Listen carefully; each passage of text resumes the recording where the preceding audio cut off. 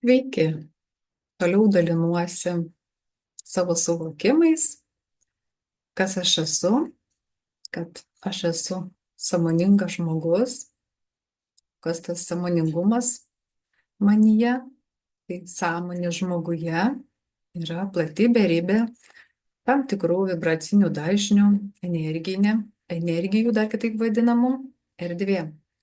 Mano vidinėje ašyje, tai fizinio kūno vidinėje ašyje, tame sąmonės kanale.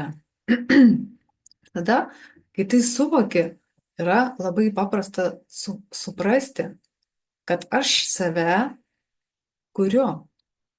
Aš save kuriu toje vidinėje ašyje mintis, jausmus, emocijas. Aš pats žmogus tai kuriu. Ir kad mintis, kas yra mintis, jausmai ir emocijos irgi taip pat yra tam tikro dažnio vibracijos, energijos.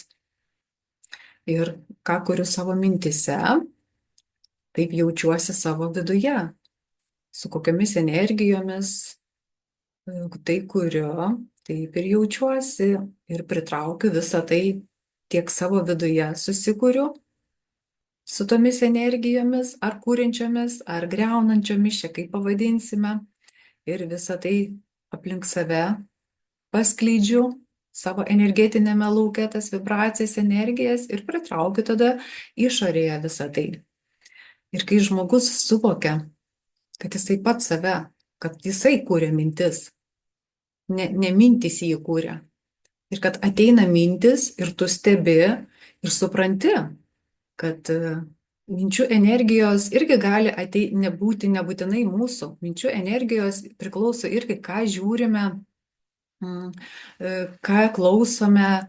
Visur vyksta energijos apsikeitimai. Aš žiūriu televizorių ir priimu iš ten informaciją. Tai vat kokią informaciją, su kokiamis energijomis aš ten priimu į save ir padauginu ir padidinu pas save tas energijas. Tai jeigu žiūriu tai, kas džiugina, linksmina, apie kažkokią sąmoningus filmus arba muziką irgi lygiai taip pat kokią klausau, visur yra tas energijų apsikeitimas ir visa tai įeina į mane. Tai todėl turime visada irgi sąmoningai rinktis informaciją, ar man tikslinga tą informaciją žiūrėti, klausyti, skaityti, ką tai duoda mano vidiniam pokyčiui, kokią naudą. Nes žinau, kad aš ten atiduodu savo gyvybinę energiją ir priimu iš tos srities lygiai taip pat energijas, kad ir mūsų darbe, veikloje pasidaliname savo energijomis ir už tai gauname piniginį atlygį energetinį. Tai vat visur yra tas neregimasis, subtilusis pasaulis energetinis, kurį dar ne visi yra pažinę ir kai kam tai kelia dar baimę, nes nežinom tiesiog. Ir visada, kai nerimaujame kažko ar bijome, tai dažniausiai to, ko dar nežinome. Pavyzdžiui, nerimauja mintis, kas mumise nerimauja.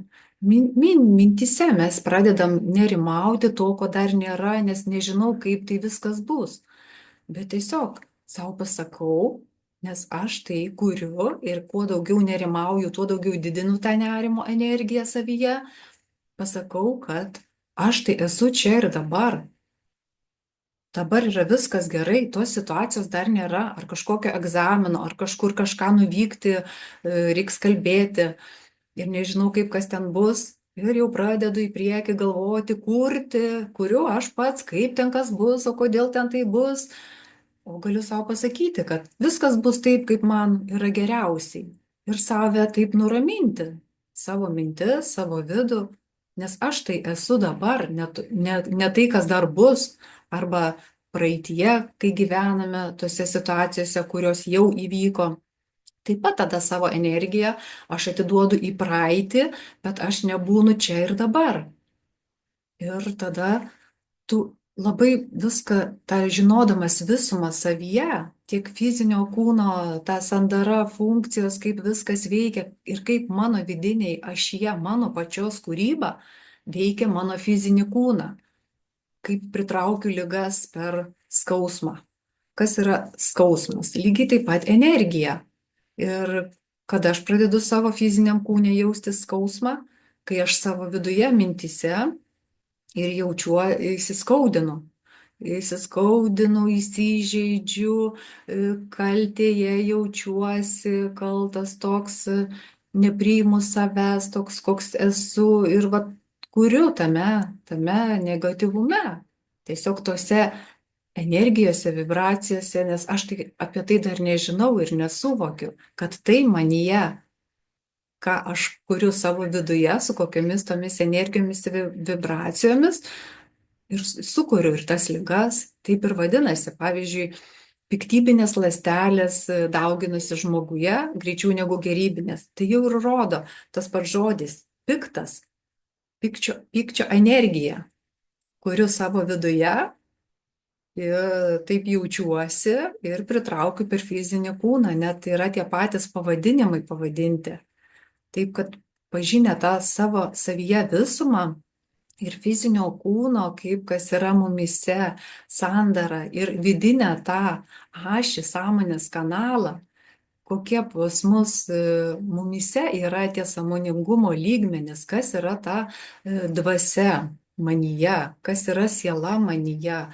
Tai yra tam tikro dažnio vibracijos, kur aš keičiuosi savo viduje, suvokiu save ir kuriu tame aukštesnėme sąmonės lygmenyje. Ir tiek, kiek dabar visko yra žmonių sukurta, tokių senų įsitikinimų įvairių, kurie gyvuoja tuos šimtmečius ir jie veikia, nes mes tikime.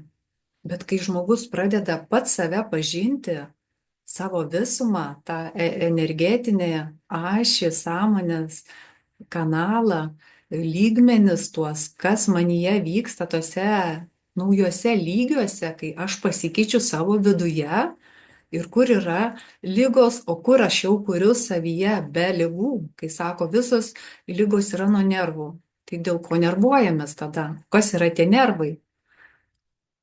Ir visą tą visumą tiesiog pažįsti ir žinai, kaip kas tavyje veikia ir labai viskas lengva ir paprasta.